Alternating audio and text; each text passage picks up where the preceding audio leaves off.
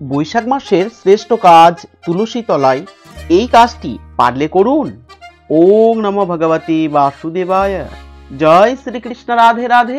শুধু ভক্তবৃন্দ, পবিত্র বৈশাখ মাসে তুলসী গাছে জল নিবেদনের সময় মনে মনে বলুন এই একটি কথা, মনের সমস্ত ইচ্ছা পূরণ হবে। নতুন বছরের প্রত্যেকটা দিন আপনার ভালো কাটবে। শুধু ভক্তবৃন্দ, বৈশাখ মাসকে বলা হয় ইচ্ছা পূরণের মাস, কারণ এই মাসগুলো ভগবান শ্রী বিষ্ণুর মাস। আমাদের যে 12টি মাস রয়েছে তার মধ্যে থেকে কার্তিক মাস, মাঘ মাস এবং বৈশাখ মাসকে বলা হয়ে থাকে ইচ্ছা পূরণের মাস, শ্রী শ্রী বিষ্ণুর মাস তথা মধুসূদন মাস, শ্রী হরির মাস। এই তিনটি মধুসূদন মাসের মধ্যে থেকে শাস্ত্রে মূলত বৈশাখ মাসকে বলা হয়েছে ইচ্ছা পূরণের মাস। স্বয়ং ব্রহ্মা এই বৈশাখ মাস সম্পর্কে বলেছেন, বৈশাখের মতো কোনো মাস নেই, সত্য যুগের মতো কোনো সময় নেই, বেদের মতো কোনো শাস্ত্র নেই, গঙ্গোত্রীর মতো কোনো তীর্থস্থান নেই।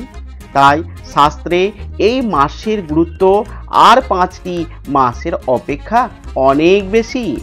এমনটা মনে করা হয় যে মা যেমন সন্তানের সমস্ত মনোবাসনা পূরণ করেন, এই মাসও সেইভাবেই সবার মনের ইচ্ছা পূরণ করে থাকে, যে কারণে এই মাসকে ইচ্ছা পূরণের মাস বলা হয়। শাস্ত্র অনুসারে এই বৈশাখ মাসে কিছু কিছু বিষয় পালনের কথা বলা হয়ে থাকে। এগুলি যদি মেনে চলা সম্ভব হয় তাহলে আপনি যে ইচ্ছাই করুন না কেন, যে প্রার্থনাই করুন না কেন, ভগবানের কাছে সেই প্রার্থনা নিশ্চিত রূপে পূরণ হয়।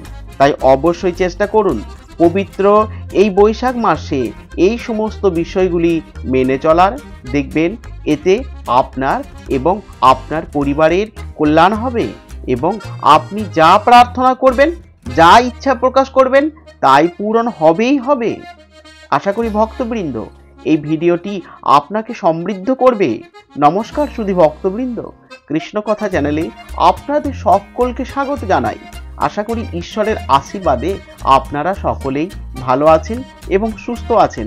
আজকে আমরা জানব বৈশাখ মাসের শ্রেষ্ঠ কাজগুলি সম্পর্কে, তাই ভিডিওটি অবশ্যই শেষ পর্যন্ত দেখুন। ভিডিওটি ভালো লাগলে অবশ্যই একটি লাইক করুন এবং কমেন্টে লিখবেন জয় শ্রী বিষ্ণুর জয়।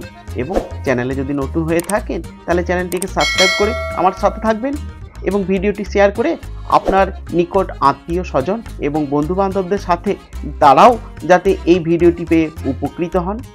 আজকে আমাদের আলোচনার বিষয় হলো পবিত্র বৈশাখ মাসে পালনীয় বিধি। শুধু ভক্তবৃন্দ, বৈশাখ মাসে সূর্য তার রাশি মেষ রাশিতে অবস্থান করে, যে কারণে এই সময় অত্যন্ত তাপ ও প্রবাহ থাকে। ফলে এই মাসে প্রচণ্ড গরম পড়ে।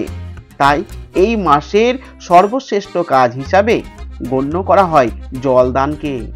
তাই একাদশী এবং রবিবার বাদে প্রত্যেক দিন এই মাসে তুলসী গাছে জল নিবেদন করতে হয়।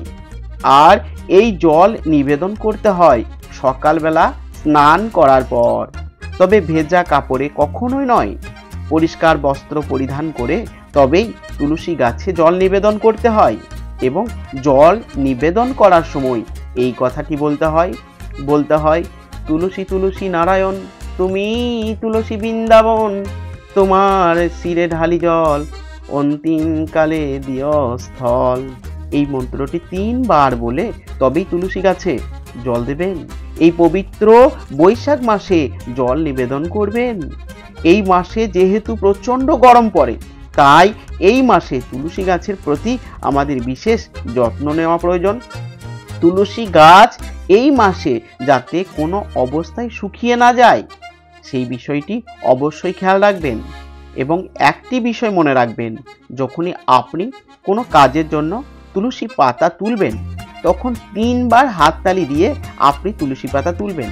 বলবেন ডালে কৃষ্ণ পাতায় হরি, সরে বসো কৃষ্ণ তুলসী তুলি, ওম নমঃ সুভদ্রায় নমঃ। পবিত্র এই বৈশাখ মাসে তুলসী তলায় প্রত্যেক দিন একটি করে পারলে প্রদীপ প্রজ্বলন করুন এবং তুলসী দেবীর উদ্দেশ্যে সামান্য হলুদ এবং সিঁদুর অর্পণ করুন। আর তুলসী তলায় বাতি বা প্রদীপ জ্বালানোর সময় এই কথাটি মনে মনে বলুন, তুলসী তলায় দিচ্ছি বাতি, সাক্ষী থেকো ভগবতী, সাক্ষী থেকো দেবগণ আর লক্ষ্মী নারায়ণ। তুমি তুলসী বৃন্দাবন অন্তিম কালে দিও স্থল, তোমার তলায় দিয়ে বাতি বৈকুণ্ঠে হোক আমার গতি। ওম নমঃ ভগবতে বাসুদেবায়। শাস্ত্রমতে বৈশাখ মাসে তুলসী দেবীর কাছে এইভাবেই যদি আপনি জল নিবেদন করার পর প্রার্থনা করেন এবং বাতি জ্বালান, তাহলে মনের সমস্ত ইচ্ছা পূরণ হয়। এই মাসে সর্বশ্রেষ্ঠ কাজ হিসাবে গণ্য করা হয় জল দানকে। তাই এই বৈশাখ মাসে কোনো পথচারীকে জল খাওয়ান। তৃষ্ণার্তকে এই সময় জল দান করলে ঈশ্বরের আশীর্বাদ লাভ করা যায়। পশু পাখিকেও এই সময় জল খাওয়ান। প্রচণ্ড গরমে নদী নালাও শুকিয়ে যায় জলের অভাবে, কষ্ট পায় পশু পাখিরা। তাই এই সময় বাড়ির চার কোণে অথবা বাড়ির ছাদের চার কোণে একটি পাত্রে সামান্য জল রাখার ব্যবস্থা করুন। শাস্ত্র অনুসারে বৈশাখ মাসে আপনি যদি এইভাবে জল দান করেন, তাহলে 4 ধাম যাত্রা এবং রাজসীয় যজ্ঞ করার সমান ফল পাওয়া যায়। বৈশাখ মাসে কোনোভাবেই জলের অপচয় করবেন না। এই মাসে জল নষ্ট করলে দেবদেবীরা অত্যন্ত রুষ্ট হন।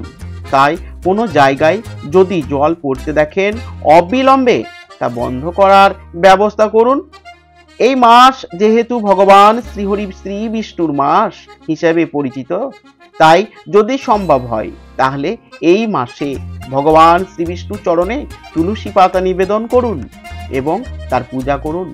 যদি প্রত্যেক দিন সম্ভব না হয় তাহলে একাদশী, পূর্ণিমা এবং এই মাসের বৃহস্পতিবার দিন অবশ্যই এই কাজটি করার চেষ্টা করুন। দেখবেন এতে আপনার ও আপনার পরিবারের উপর সদা শ্রী বিষ্ণুর আশীর্বাদ বর্ষিত হবে। এই মাসে কখনোই কিন্তু বেলা পর্যন্ত ঘুমাবেন না। সূর্যোদয়ের আগে বিছানা ছাড়ুন এবং ঠান্ডা জলে স্নান সেরে দিনের কাজ শুরু করুন। এই মাসে যদি বেলা পর্যন্ত ঘুমান, তাহলে তা শরীর এবং স্বাস্থ্যের পক্ষে অত্যন্ত ক্ষতি সাধন করে।